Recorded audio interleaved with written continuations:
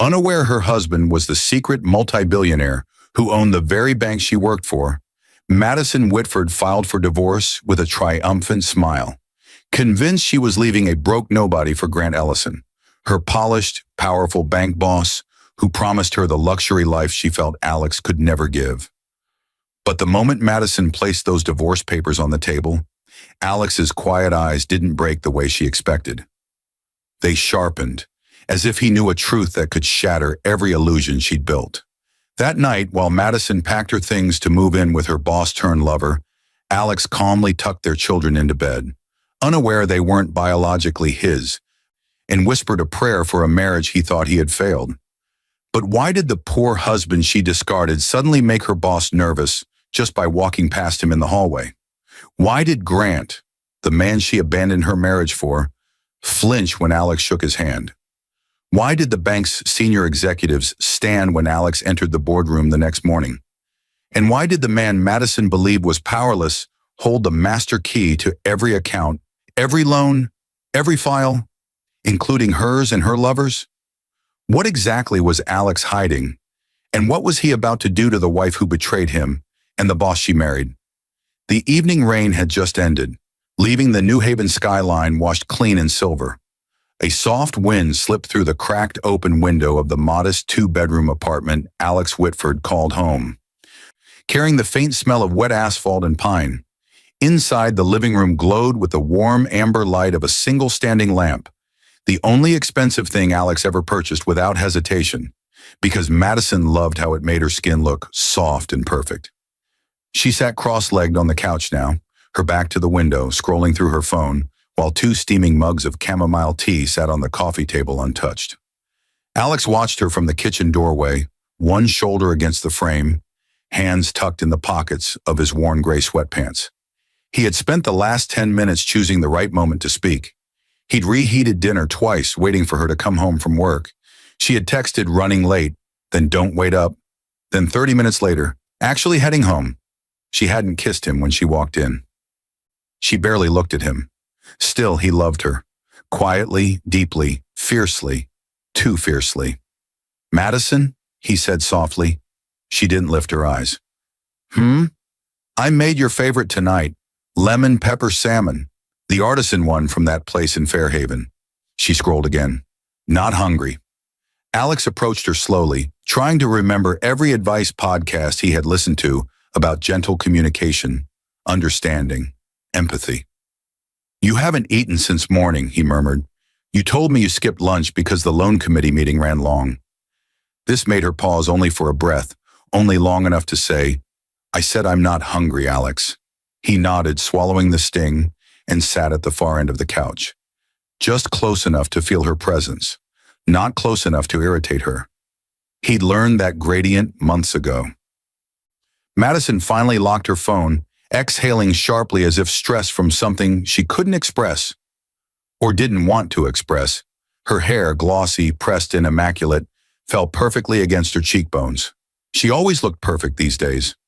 Perfect hair, perfect nails, perfect perfume, perfect smile for everyone but him. Alex forced his voice steady. "Bad day at work?" She gave a brittle laugh. "Every day is bad, Alex. I handle overworked staff, stressed clients, and impossible loan targets. Meanwhile, you just exist."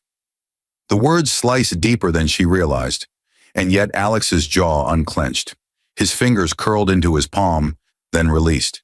He'd learned to absorb pain like rain hitting a roof, softening the sound so no one inside heard it. "I'm trying my best," he said quietly. She sighed heavily, annoyed. "Trying your best doesn't pay for a new car, or a mortgage, or private school for the kids." Alex nodded again, always nodding, always absorbing, never reacting. "I know we've been tight lately, but things will get better," she snorted. "By doing what? Staying at that dead-end IT job? You're content to be average." He flinched at the word. Average. She never meant it as neutral. She meant it as an insult, as a measurement of his worth. "If you give me some time, I don't want to talk about this." She cut him off. "I'm exhausted." She leaned back, closing her eyes briefly. Alex studied her face. Beautiful, delicate, familiar, yet distant now, like a portrait he once painted, but someone else had retouched. There was a time she'd curl into his chest after bad days, a time she'd talk for hours, a time she didn't hide her phone with her palm angled just right. He swallowed. "The kids are asleep," he said gently. "Caleb asked why you didn't tuck him in." Madison opened her eyes and rolled them. "Because I'm tired, Alex. God, not everything needs a therapy session." He exhaled through his nose, measured and slow. "I wasn't attacking, just telling you what he asked."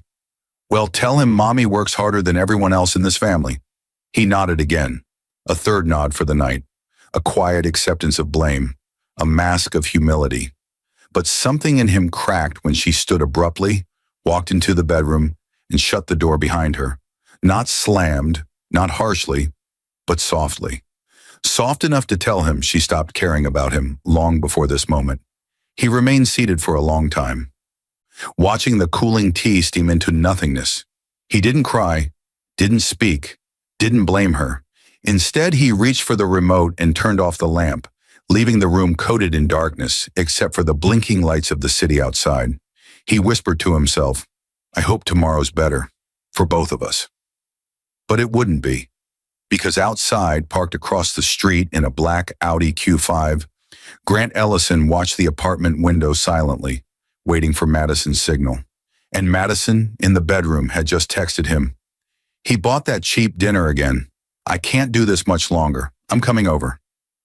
Alex, unaware he'd married a woman who was dismantling him piece by piece, and stood up, cleaned the untouched dinner, and whispered into the empty kitchen, "Madison deserves the world. One day, I'll be able to give her everything." He had no idea he already did, and she was already giving herself to someone else. The next morning unfolded with a quiet softness that didn't match the tension sleeping inside the walls of the apartment. Sunlight stretched across the kitchen table, settling on a half-eaten bowl of cereal Caleb had abandoned before school. Alex stood at the sink in a navy polo and khakis, the same outfit combination Madison always mocked for being too middle-class dad, rinsing the dishes and humming under his breath. He didn't know why he hummed. Habit, maybe. Comfort. Something to drown out the memory of Madison slipping out last night with her purse clutched close to her chest, claiming she needed air.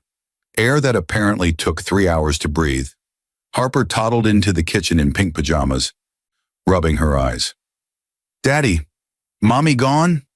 Alex dried his hands on the dish towel and crouched to lift her. "She left early today," he said softly. "Important day at work." Harper rested her head against his shoulder, small fingers curling into the fabric of his shirt. "She angry?" Alex smiled gently. "No, sweetheart. Just tired." The lie tasted metallic, but he fed it to her anyway. He placed Harper in her booster seat, set a banana and a sippy cup in front of her, then glanced at the clock. Madison hadn't texted. No apology, no explanation. The woman who once used to kiss him awake now vanished like smoke, leaving him clutching at routines to stay upright. A soft buzz from the counter snapped him out of his thoughts. Madison's tablet lit up with a new notification, her lock screen showing the digital clock. 7:03 a.m., and a preview message that flickered before the screen dimmed again. Alex froze. He hadn't read the whole thing, only the first words. "Grant. Last night was..." He blinked, heartbeat suddenly thick in his chest. He reached for the tablet, then stopped himself. He trusted his wife. He wanted to trust her. He wouldn't invade her privacy. He wouldn't be like his father, broken by suspicion. He stepped back, inhaling sharply, wiping his damp palms on his pants. "Not again," he whispered. "Don't assume things, Alex. Don't destroy what you can protect." But the words didn't calm him this time. He carried Harper to the car, buckled her into her seat, and headed to Caleb's school for drop-off. His oldest barely said a word. Madison usually did the morning drive. Today he stared out the window, silent, confused. "Buddy? Everything okay?" Alex asked. Caleb shrugged. "Mommy said you don't try hard enough." The words crushed Alex's lungs. "Try for what?" he asked gently. "To make money. She said Mr. Grant works harder." Alex swallowed the ache. I work hard, son. I just do it quietly. Caleb nodded but didn't look convinced. After dropping them off, Alex sat in the parking lot for a moment, gripping the steering wheel, eyes closed. A cold realization crept over him. Madison wasn't just stressed. She was slipping away. Emotionally, physically, maybe permanently. And Alex, for all his kindness, all his patience, didn't know how to stop it. At Stateside National Bank, Madison walked through the glass doors like a woman stepping onto a red carpet. Confident, sharp, radiating ambition. Staff greeted her with polite smiles, unaware of the chaos brewing beneath her flawless exterior. Grant's office door cracked open just as she passed. His voice, low and hushed, spilled into the hallway. "Close it quick," he whispered to her. "People are watching." A thrill rushed through her as she slipped inside and he shut the door behind her. "Morning," she breathed. Grant pulled her in by the waist and kissed her neck. "Last night was incredible," he whispered. She smiled, the same smile she hadn't given Alex in months. "I told Alex I was exhausted and needed a walk." Grant smirked. "He bought that? He always buys everything," she said with a scoff. Grant stepped back, loosening his tie. "Good, because I have news." Her heartbeat quickened. "What news?" He leaned against his desk, arms folded. "The VP of Operations is retiring. If things go well, I'll be promoted. And when I take that office," his eyes drifted down her body, "I want you beside me." Madison felt a rush of vindication. All her mother's warnings about marrying poor men with weak futures replayed in her mind like prophecy. "Once we finalize your divorce," Grant continued, "I'll make sure you get a senior position. Double your salary, new car, new life." Madison's breath caught. "Are you serious?" Grant's smirk deepened. "You deserve everything he couldn't give you." Her chest warmed with arrogance, pride, triumph. She had chosen the right man.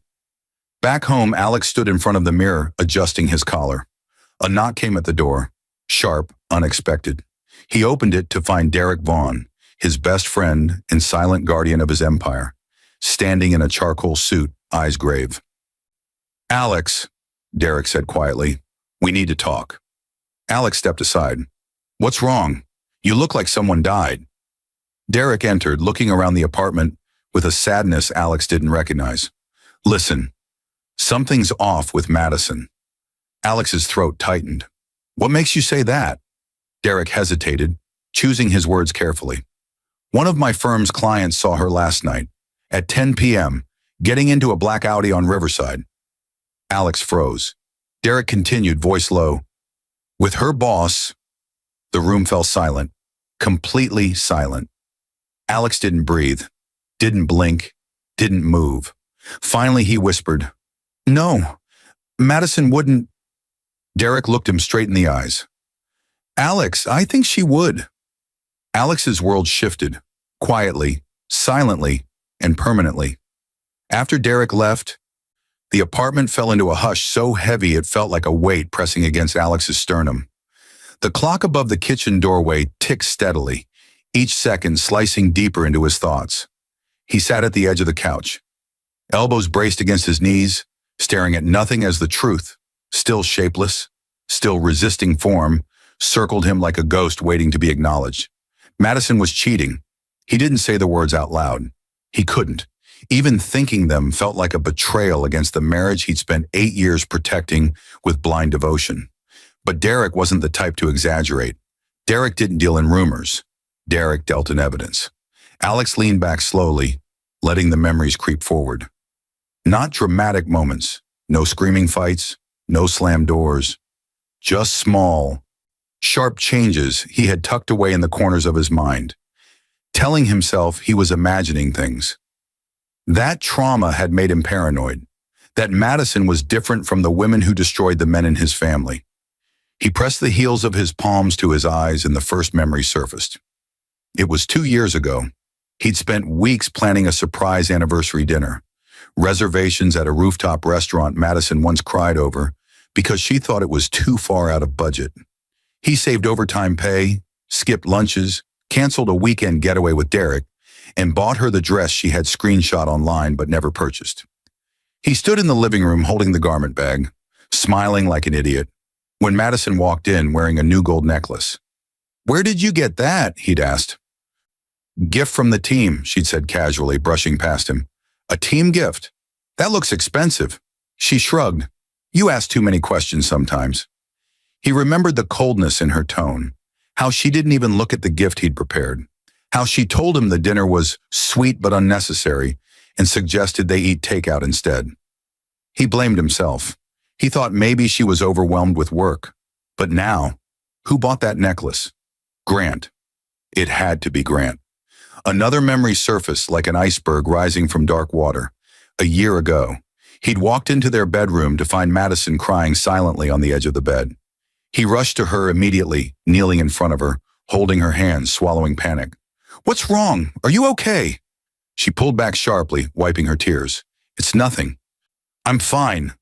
"You're crying, Mads." "It's hormones," she'd said. "You wouldn't understand." She wasn't pregnant at the time.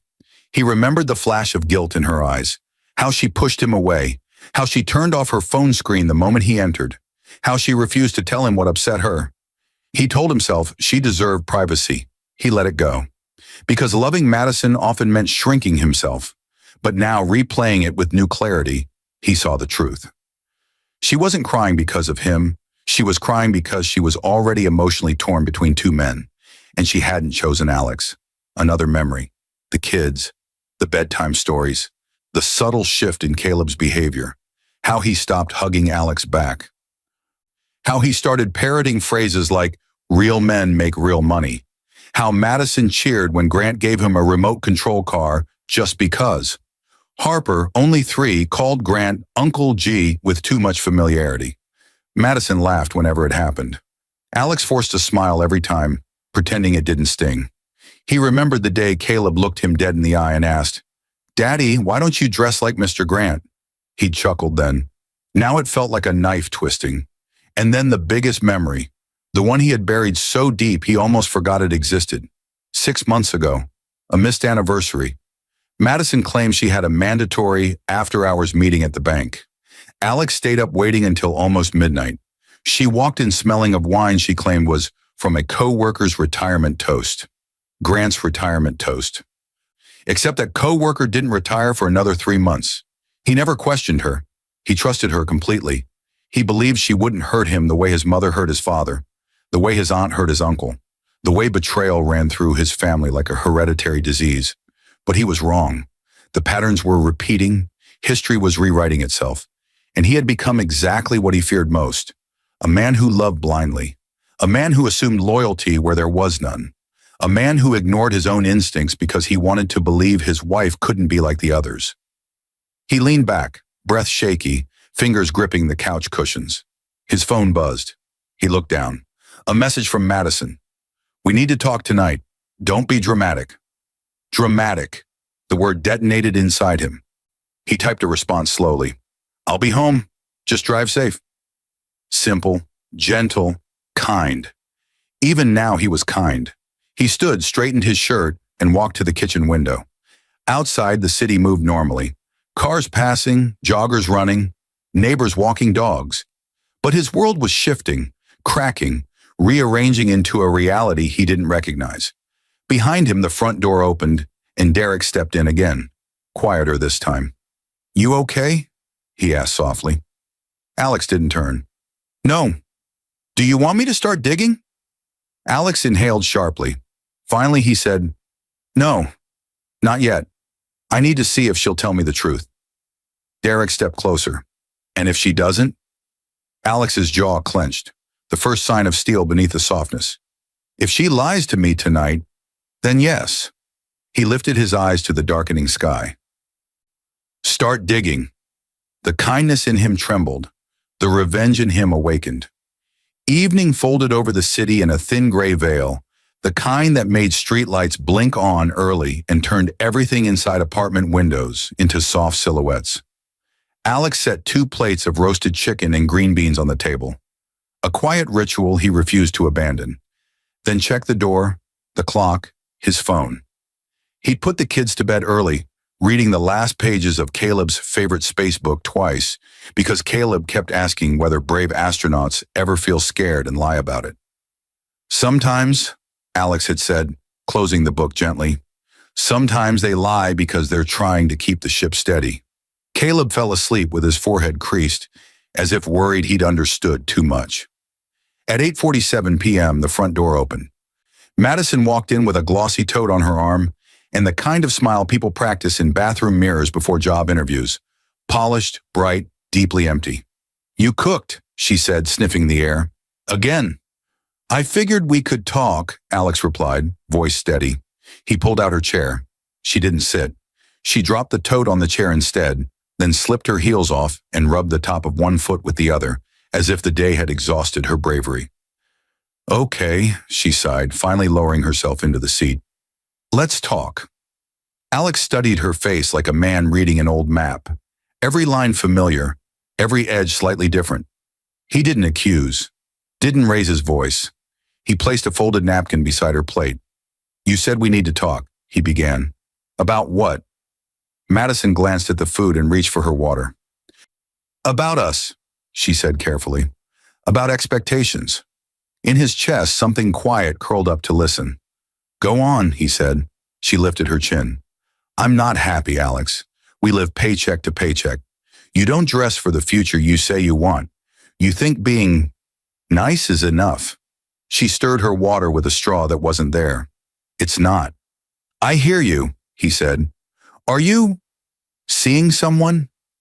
Madison flinched. It was a flicker, small enough to miss if he hadn't been watching the way a surgeon watches a monitor. Then her mouth softened into pity. "Of course not," she said. "That's not what this is." He didn't blink. "Grant's name popped up on your tablet this morning." Her eyes narrowed. "You read my messages now?" "I didn't read anything," he replied. "I saw a preview. Last night was..." She laughed, dry, brittle, practiced. "A joke, work humor. We were talking about a loan committee dinner. You know how people text." She speared a green bean, lifted it, then set the fork down without eating. "You need to stop being paranoid." He breathed once, shallow. "Were you in his car last night?" Madison's lips parted, closed.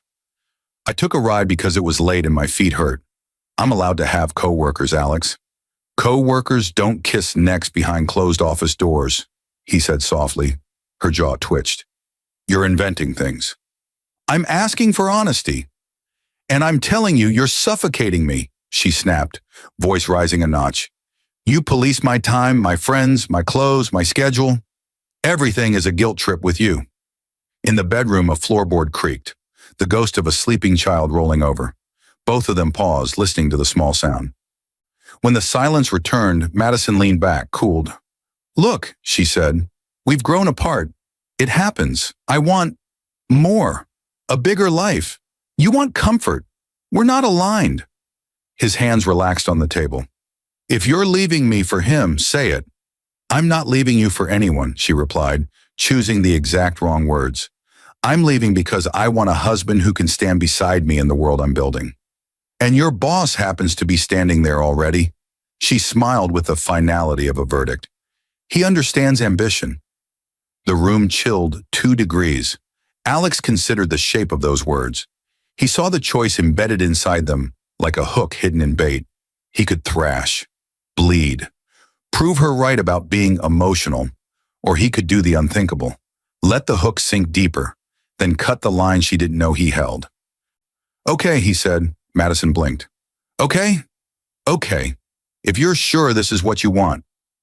She stared at him, almost disappointed he hadn't exploded. "So you agree we should divorce?" "If it makes you happy," he answered. A shadow of triumph crossed her eyes.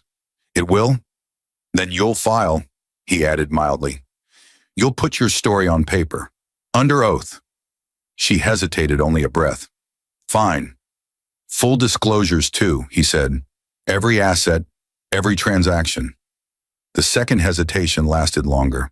"Obviously." He nodded once, rose and carried his plate to the sink as if they'd just negotiated over weekend plans. Madison watched him, unsettled by the absence of fire. "I'll sleep at my mother's," she said. "I'll pick up the kids after school tomorrow." Alex dried his hands on a towel. "We'll coordinate." She slid her heels back on. "Don't be dramatic." "Drive safer," he said. The same words he'd texted earlier, the same comfort he'd always offered. She left without looking back. The door closed. The apartment exhaled. Alex stood alone in the kitchen, staring at the clean plate in his hand. He set it down quietly and pulled his phone from his pocket. He called Derek. "She lied," Alex said. "I figured," Derek replied. "Are you ready?" Alex paused, not for doubt, but for ritual, for the ceremony of crossing a line he'd refused to approach his whole life. "Yes." "Good," Derek said.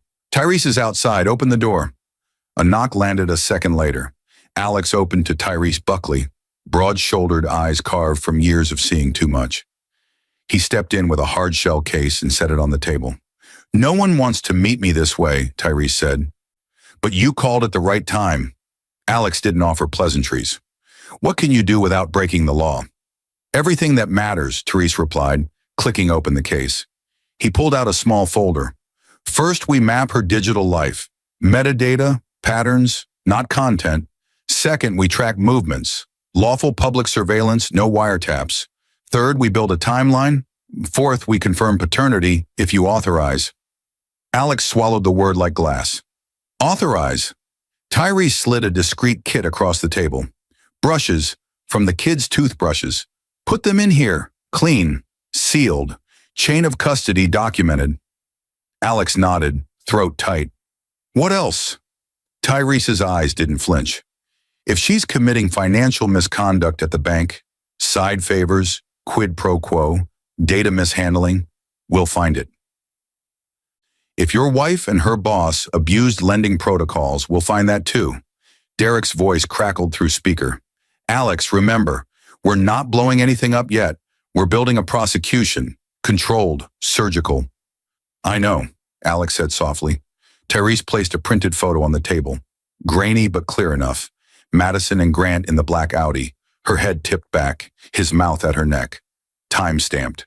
Riverside. 10:12 p.m. The air left Alex's lungs in one long, even stream. He didn't cry, didn't curse, didn't beg reality to reverse itself. "Document everything," he said. "Every pattern, every lie, every dollar." "Copy," Therese said. 15 steps, Derek added. "No more, no less. We do this my way." Alex's gaze hardened. "We'll do it the right way." Therese packed the photo. "One more thing." He paused. "If the children aren't yours, what do you want to do?" Alex felt something like a winter shore collapse inside him. Ice breaking, water rushing, a silence deeper than grief. "I want the truth," he said. "And after that?" Therese asked. Alex lifted his eyes. Kindness dimmed, not dead, but moved to the back seat where it could no longer steer. "After that," he said, "we hold everyone accountable." Tyrese snapped the case shut. "Then tonight we start." He left by the back stairwell. Derek clicked off.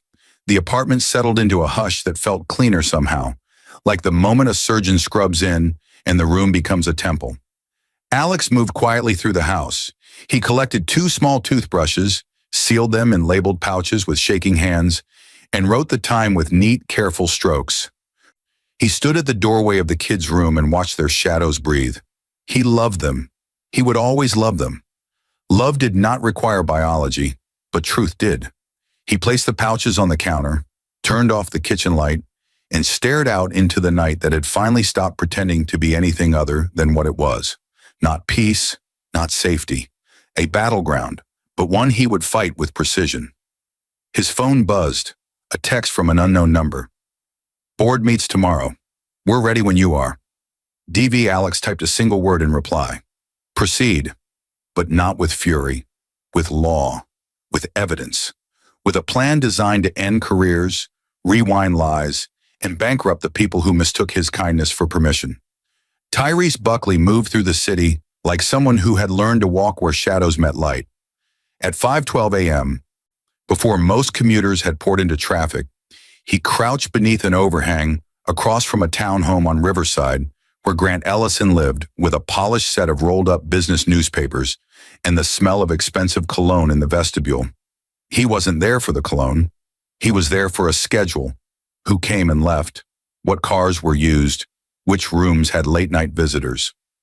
A small thermal camera blinked in his lap. His phone vibrated with the first batch of overnight surveillance. Timestamps, GPS pings, a quick sequence of images of Grant's black Audi backing out of the driveway at 10:07 p.m.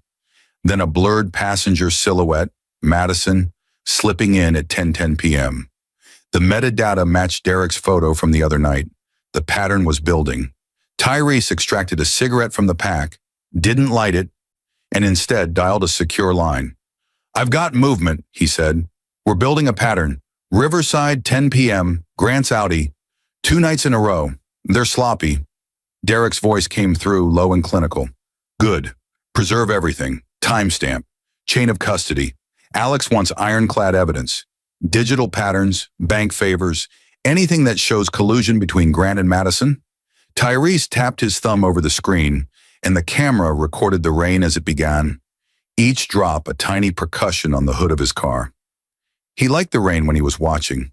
It blurred faces just enough to hide, just enough to hint. Across town, in an office above a nondescript law firm, Derek Vaughn scrolled through the exhibits. He'd already put subpoenas in motion to requisition Madison's bank logs, her loan approvals, and any discretionary approvals that could be tied to Grant's jurisdiction. He knew the procedural choreography: subpoenas, preservation letters, emergency ex parte filings, if they could show imminent asset dissipation. He moved precisely. He thought in legal chess. Alex watched the two men operate like two sides of him, Tyrese the hunter, Derek the architect. He felt like something older in him had been unlatched. Not a thirst for blood, but a hunger for order, for truth, for a ledger balanced. That afternoon, Alex asked for a meeting at the bank under the excuse of speaking with a human resources liaison about a corporate IT position his friend might accept. It was a thin pretense. Alex hadn't worked there publicly for years. The security guard who used to give him a nod when he visited his wife now straightened in a way the guard had never straightened before. An assistant rose mid-step as he passed, his cheeks flushing with an involuntary respect that surprised him. He didn't stop them. He watched the ripples he caused like a man seeing the way a pebble moved the surface of a pond. He'd built these ripples over years. Trusts, proxy boards, shell corporations, a web of ownership that kept him off every glossy list and out of every spotlight. The bank's operating paper trail never mentioned the Whitford name in public filings. Those same filings hid a cluster of trusts with names that read like poetry to no one but those who dealt in legacy law. Grant, in his glass office, was all tailored arrogance. He rose to offer a hand when Alex entered, an instinctive show of power. Alex took it with the same calm he used at home. Nothing performative. Grant's handshake tightened for a heartbeat, then loosened. He tried to smile. It didn't reach his eyes. "I didn't expect to see you here," Grant said, voice thin. "Madison's husband, right?" Small world. Alex shifted his weight, serene. "I'm here to discuss some IT security updates, but also..." He glanced at Grant's desk, noticing a stack of approved loan files with Madison's initial on the top. "I like to stay informed about the people who work at the bank." Grant's laugh was quick and brittle. "Of course, you wouldn't want any surprises." "Surprises are costly," Alex replied. After the meeting, Grant paced in his office and dialed Madison. He held the phone to his ear, listening as if someone had inserted needles into his calm. At the same time, Tyrese's overnight stakeout produced a new lead, a dinner reservation receipt at Lark and Vine, a place Grant often used for client entertainment. The receipt bore Madison's name and matched the time of the Audi drop-off 3 nights earlier. Tyrese forwarded it to Derek and Alex with a single subject line: pattern intentional. Derek called it a triangulation: photo, GPS, receipt, 3 independent nodes creating a web. Alex felt the web tighten, and instead of recoil, he welcomed the structure. But he didn't act rashly. He ordered 2 quiet things: a discreet DNA pretest kit sent to his home, to be used only if Tyrese returned with enough evidence to justify a court motion, and a confidential freeze protocol drafted by Derek that would, if authorized, allow the firm to petition the court for temporary asset holds if evidence showed malfeasance. He wasn't interested in public spectacle yet. This was strategy, surgical and clean. Late that night, Tyrese followed Grant to a private parking garage where the executive parked beside 2 older men who smelled of bourbon and old money. Cameras in the garage were poor quality. Tyrese made calls to sources who could provide access to municipal footage. Every door he opened required a favor or a small payment. He wasn't above either. The city has levers, he muttered, and he was adept at pulling them. In a small, dim cafe that smelled like burnt espresso in last night's paper, Madison posted pictures of a handbag and a sunset to her social account with the caption, "New Beginnings." She made a point to tag Grant at the location later that week. The caption was a flare, intended to provoke envy, to stake a claim. It landed in Alex's feed only because Derek forwarded it, noting the timestamp and the tag. The pieces were connecting, the story drafting itself in a ledger of evidence. That same evening, Alex tucked Caleb in, kissed Harper's brow, and told him a story about a captain who navigated by starlight. Caleb asked if captains ever made mistakes, and Alex admitted they did. "But they learn, son. They chart a new course." When the kids were asleep, Alex sat with Derek and Tyrese in his living room. Maps, photos, and a file folder lay open like a small altar. They talked quietly, but with a hunger that felt like religious fervor. "First," Derek said, ticking on his fingers, "documented pattern. We have that. Second, paternity, if it matters. Third, look for bank-level misconduct tied to their dates. Fourth, protect assets." Tyrese added, "We get hard timestamps and link them to discretionary approvals. People who bend policy to favor someone leave traces." Alex listened and then spoke, his voice even, precise. "We do this by the book. No shortcuts, no leaks. My goal isn't to destroy in anger. It's to correct a lie." Derek's jaw tightened. "And scald them in court." "Exactly," Alex replied. "But first we must make them betray themselves." He slid one of the photos across the coffee table. Madison with Grant in the Audi, hair loose, face turned up. "We start with the pattern," he said. "Then we make the bank's own records tell the rest." Tyrese smiled, the expression of a man who enjoys hunting ghosts until they become visible beasts. "I like your patience, Mr. Whitford." Alex's eyes didn't smile. "Patience is a tool. So is restraint." They left the files open, the photos under a lamp that hummed faintly. The city outside exhaled. Inside, plans moved like chess pieces finding their squares. And somewhere in the bank, a mid-level executive opened an email from an unknown trust, telling them to prepare critical internal reports for an external audit. The thread's subject read, "Immediate compliance review, confidential." No one outside the inner circle knew whose hand had placed that request, but it was the first formal ripple. The first official tremor in the life of a man who believed he'd already won by trading a marriage for a corner office. A domino had been touched. The game was no longer rumor.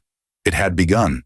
The fluorescent lights in the regional headquarters of Stateside National Bank hummed in a sterile rhythm as morning unfolded. Buzzing printers, tapping keyboards, the familiar chorus of a weekday banking floor. But today, an undertone of tension slipped beneath it all. A subtle shift, a hush, a whisper of something bigger than protocol. At 10:16 a.m., the email hit every senior executive's inbox simultaneously. Subject, immediate compliance review. Confidential, from Central Holdings, Trust Oversight. The name alone froze pulses. Central Holdings wasn't some external agency. It was the quiet backbone of the bank's silent ownership. No one at Madison's level even knew it existed. By the time she saw staff whispering across cubicles, the executives were already pacing glass offices, phones pressed to ears, expressions stiff. She wandered toward Grant's door, heels clicking with the confidence of someone who believed she had access to the man holding the power in the building. She pushed the door open without knocking. Grant snapped his gaze up, startled. "Jesus, Madison, close the door." She did, shutting it behind her. "What's going on? Everyone is freaking out." He loosened his tie slightly and gestured at his screen. "We're under an internal audit." "Okay. So, these happen." She leaned against his desk, pouting a little. "They never take more than a day." "This one is different," Grant snapped. "This one came from Central Holdings." Madison stared blankly. "I don't know what that is." "Exactly," Grant said. "And that's a problem." He stood, pacing, rubbing his forehead. There was a tremble in his voice she had never heard before. His confidence. The trait that had lured her out of her marriage flickered. This isn't normal. They've requested loan approvals, discretionary overrides, employee communications, expense reports, everything. Madison felt something sink in her stomach. So, what does that mean for us? Grant pinched the bridge of his nose. It means someone is looking for something specific. He dropped into his chair, exhaling sharply. And I don't like being watched. She crossed her arms. Are we involved in something they'd question? Grant shot her a look. Madison, do you understand what discretionary override means? She blinked. You've approved some loans for my clients. And you pushed some of those applications through faster than protocol, he added sharply. Her heart stuttered. Because you said, I know what I said, he snapped. But if compliance sees a pattern, time-stamped approvals linked to us, someone may think it's quid pro quo. Her lips parted. Grant, he stood abruptly, walking toward the window, jaw clenched. And last night I got an email from the board chairman's office requesting a meeting tomorrow morning. Madison frowned. Why would they? I don't know, he barked. The bark wasn't about her. It was about fear. Real fear. A kind she had never seen in him. She stepped back slowly. Grant, are we in trouble? Grant didn't answer. He didn't have one. Across the city, in an office with glass walls and a breathtaking view of New Haven Harbor, Alex Whitford sat in a tailored steel gray suit that fit like it belonged to someone who negotiated with presidents, not cubicle workers. In front of him lay a 2-page summary from Derek and Tyrese. Pattern correlation, transportation logs, digital metadata, discretionary loan approvals, after-hours communications. Each element was clean, lawful, conclusive. Alex signed the bottom. Derek smiled slightly. With this pattern, we can build the misconduct case. But it's bigger than an affair now. Tyrese leaned forward. Your wife and her boss cost the bank money. Policy violations are a corporate sin. Alex's voice stayed even. They made the choices. We're just showing the consequences. He stood. His presence filled the room with quiet authority. No arrogance, no theatrics. Just the inevitability of truth. Schedule the paternity test with the lab, Alex added softly. Chain of custody intact. Tyrese nodded. Already in motion. Alex inhaled slowly. Good. He turned to the window and watched the city breathe. His heart didn't race. His hands didn't shake. Revenge wasn't rage in him. It was clarity. A knock tapped against the conference room door. A senior executive stepped in, straightening his tie nervously. Mr. Whitford, the board is ready for your directive on the compliance review. Alex nodded. Let's begin. At the bank, Madison's phone buzzed. A text from her mother. Linda, dress sharp tonight. Grant said he might introduce you to someone important. Linda, this is your moment, baby. Don't mess it up.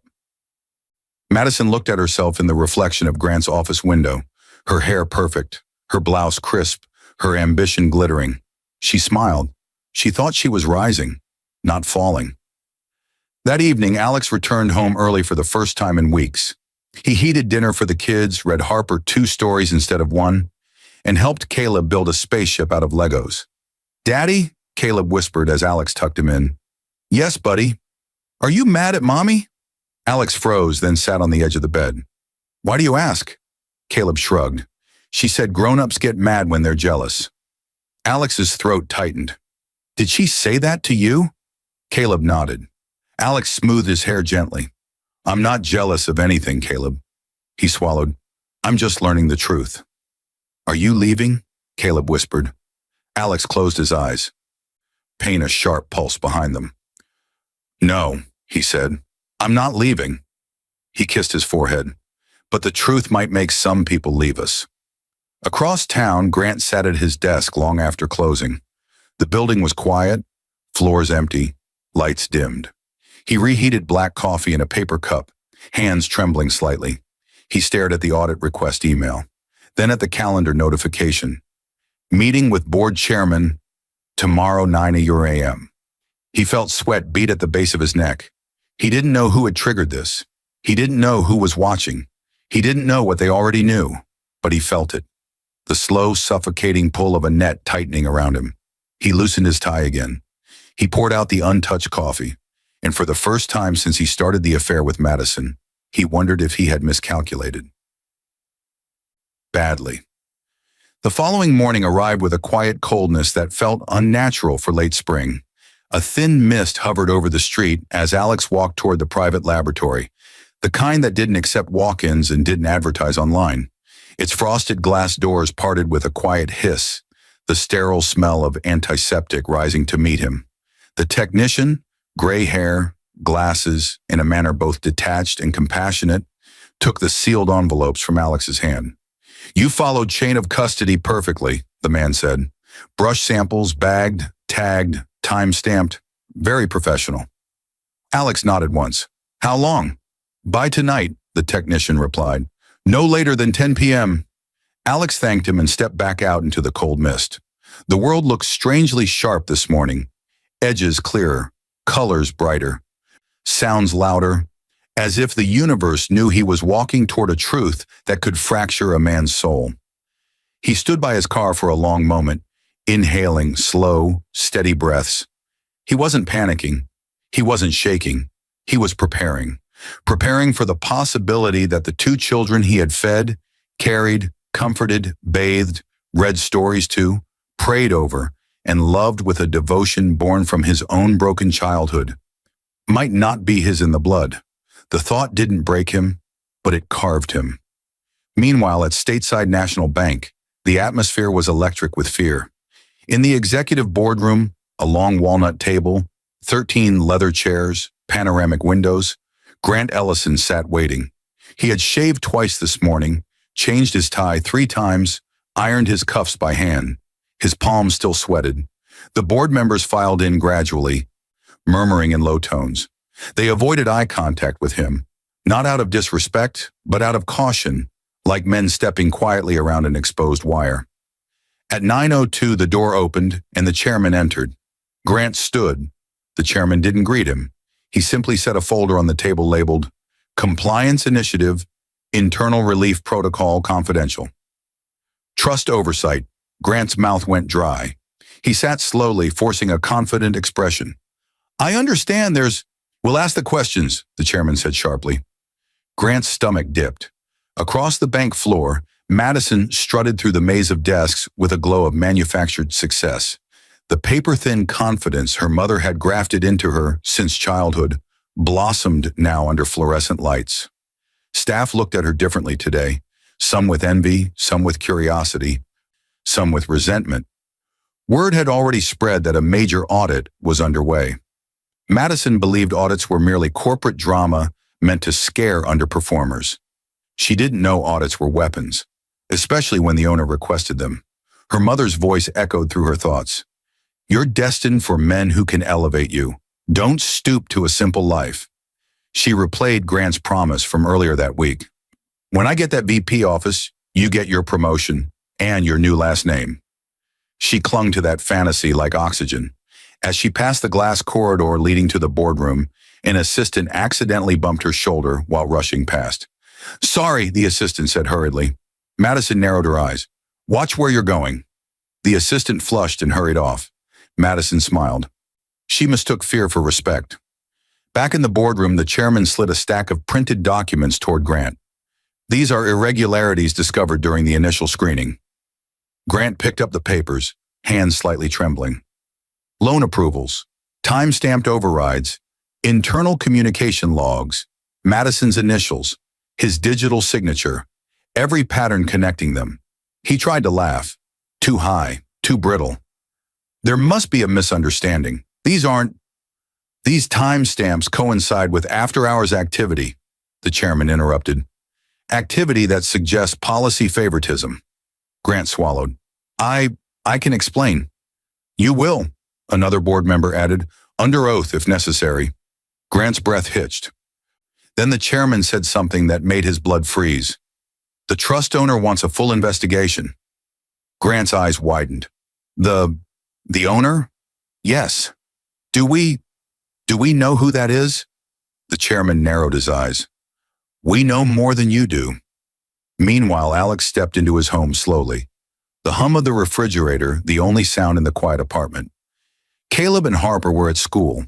Madison hadn't returned his message about picking them up. He didn't expect her to. She had stopped considering him the center of anything months ago. He moved through the living room methodically, straightening a blanket, picking up a dropped toy spaceship, setting it on the coffee table with a gentleness he reserved only for the children. His phone buzzed.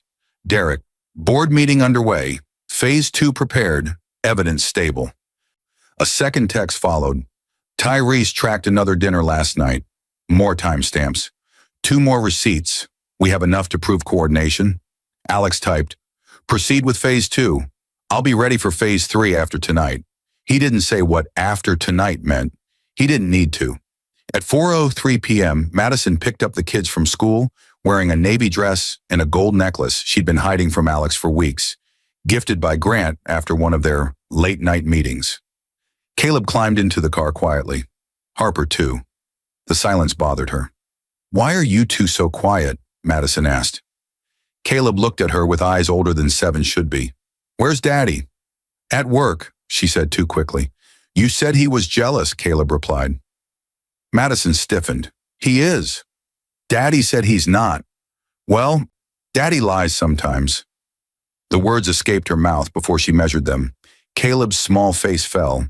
Harper hugged her stuffed rabbit tighter. Madison swallowed irritation. Children complicated things. The next phase of her life, the luxury, the status, the richness, didn't quite fit the image of school pickups and bedtime stories, but she needed them for now. Grant wanted everything to look picture perfect for his promotion. Madison forced a smile. Mommy's just stressed. Let's get ice cream. The children nodded, though their eyes remained dim. At 9:12 p.m., Alex received a call. He froze, then answered. A calm, clinical voice spoke. Mr. Whitford, the paternity results are ready. Both reports confirm. Neither child is biologically yours. The world didn't implode. It went silent, completely silent. The kind of silence that happens underwater, heavy, numbing, absolute. He stood perfectly still, not breathing, not thinking, not collapsing, just absorbing the one truth he had suspected but hoped was impossible. The children he loved with every part of his soul weren't his. He whispered, "Thank you," and ended the call. He didn't cry. He walked to the table, sat down and folded his hands. His phone buzzed again. A text from Madison. Grant and I talked. I'm filing tomorrow morning. Don't make this harder than it needs to be. Another buzz. And please don't start acting jealous and petty. It's unattractive. Alex stared at the screen, then typed one sentence. Understood. He set the phone down, and something inside him, something quiet, old, dormant, finally stood up. Not rage, not hatred, just truth. Truth sharpened into purpose. Tonight he wasn't the man she married. Tonight he was the man she should have feared. The courthouse steps were cold under a steel-gray morning sky, the kind that swallowed light and echoed footsteps. Lawyers hurried past with briefcases and coffees, but the real gravity of the day hung in the air like an invisible storm. A storm Madison Hale Whitford walked straight into wearing a cream suit, gold earrings, and the arrogance of someone who believed she was about to win. Beside her, Grant Ellison strutted with forced confidence, but his eyes kept scanning the parking lot. He'd barely slept after the board meeting the day before. His hands shook slightly even now, hidden in the pockets of his tailored coat. Madison took his arm. Relax, she whispered. Once the judge sees Alex has no income, no assets, no ambition, this will be quick. Grant's jaw tightened. I'm not worried about him, he muttered, though it didn't sound convincing. Inside courtroom 3B, Alex already sat at the petitioner's table with Derek Vaughn and Tyrese Buckley behind him. He wore a navy suit, simple, clean, elegant, but the air around him carried something stronger than wealth or power. Accuracy, purpose, truth sharpened into a blade. Madison froze when she saw him, not because he looked different, but because she had never seen him so still, so centered, so unshakable. No hunched shoulders, no timid nodding, no apologetic smile, just quiet strength. She tore her gaze away. The judge entered. Court began. Case number 21-3384, the clerk announced. Whitford versus Whitford. Petitioner, Alexander Whitford. Respondent, Madison Hale Whitford. Madison leaned towards her attorney. Petitioner? He filed? How? But before she could finish whispering, the judge raised a hand.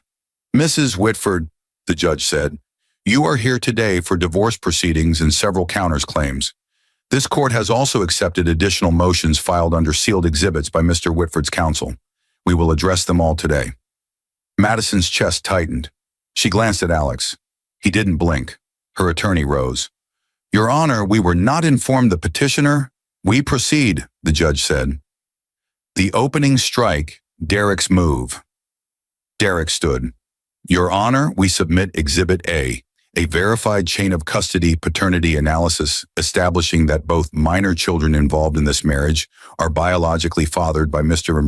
Grant Ellison, present in this courtroom, and not by my client. The courtroom erupted in gasps. Madison shot to her feet. That is a lie. Alex, tell them. You know? Alex did not look at her. Not once. The judge slammed the gavel. Order! Grant went pale. Madison reached for him, but he recoiled slightly, out of shame, out of instinct, out of fear of being seen touching her. Derek continued. We further submit that Mrs. Whitford committed paternity fraud for 7 years, knowingly presenting the children as my clients to obtain financial and marital stability. Madison's attorney stammered something about contesting, but the judge cut him off. Unless you are contesting the lab accreditation or the chain of custody signatures, we move on. The attorney sat, defeated. Madison's voice cracked. Alex, please. Alex still didn't look at her. The silence between them was a canyon. The second strike, the affair timeline. Derek lifted another file. Exhibit B, an evidence timeline documenting Mrs. Whitford's affair with her bank superior, Mr. Ellison, including GPS logs, photo evidence, dinner receipts, time-stamped office footage, eyewitness affidavits, compliance violations, digital metadata of after-hours meetings. Grant's throat bobbed as he swallowed. The judge frowned deeply. Mr. Ellison, you do realize bank fraternization policies prohibit managerial supervisory relationships? Grant stuttered. I can explain. You will, the judge cut in. Madison gripped the edge of the table. This is harassment. Alex would never, but she stopped, because Alex finally turned his head, slowly, calmly, and looked at her with the kind of expression a surgeon gives a tumor before removal. Not anger, not hatred, not sorrow, just recognition. Recognition of what she truly was. Madison's body went cold. The third strike, financial crimes. Exhibit C, Derek said, details improper loan approvals initiated by Mrs. Whitford and signed off by Mr. Ellison, all in violation of federal banking standards. These approvals correlate with the timeline of their affair. The bank's trust owner authorized a full internal review. Grant's chair scraped back as he stood, panicked. Your Honor, I demand... Sit down, the judge ordered. Grant sat, shaking. Madison's mouth trembled. Alex, how did you... Who authorized... But she stopped again, because of what Derek said next. The bank's trust owner is present today. The courtroom turned. All eyes shifted to Alex. Madison's heart stopped. Grant's breath hitched. The judge stared in disbelief. Derek continued. My client, Mr. Alexander Whitford, is the silent multi-billionaire owner of Stateside National Bank and its 11 subsidiary institutions. The room exploded in whispers. Madison's knees buckled. She caught the table. Grant's eyes went wide with dread. The judge leaned forward slowly. Mr. Whitford, is this accurate? Alex stood. Yes, Your Honor. My ownership has always been private, and my trust authorized the audit. Madison crumpled into her seat, trembling. You own the bank? Alex? Her voice cracked like a snapped bone. Alex didn't speak. He didn't need to. The fourth strike, custody, assets, and ruin. Derek resumed. Your Honor, due to paternity fraud, adultery, financial misconduct, and intentional deception, We are requesting full dissolution of marital claims, no alimony, no access to marital assets, repayment of marital funds illegally diverted, full custody for Mr. Whitford's discretion, criminal investigation into the banking misconduct. Madison gasped. No custody? They're my children. They're not his, the judge said coldly, and you committed fraud. Sit down. She collapsed back again. Grant tried to stand, only to have two officers step forward. Mr. Ellison, the bailiff announced, you are being detained pending investigation into federal banking violations. Please stand. Grant's face drained of all color. He turned horrified toward Alex. Please, Grant whispered. Tell them you don't want. Alex's voice was calm as ice. You taught my son to ask why I wasn't a real man. You told my wife I wasn't enough. You stole my family, and you tried to destroy my name. He stepped closer, soft, controlled, deadly. You wanted my life, Grant. You're about to live the consequences instead. Grant broke down as the cuffs clicked. Madison screamed his name as they dragged him from the courtroom. The final strike, Madison's collapse.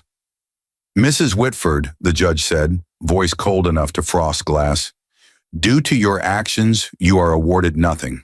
No spousal support, no marital assets, no bank employment, and you will be personally liable for all fraud-related fees. Madison shook violently. Alex, please, I didn't know. Alex finally spoke directly to her. You wanted a man with power, he said quietly. You wanted wealth. You wanted status. You wanted the world. He paused. And now you'll watch the world you chose destroy itself. Tears streamed down her face. Her hands trembled uncontrollably. Alex, please, I have nothing, she choked. He turned his back. You had everything.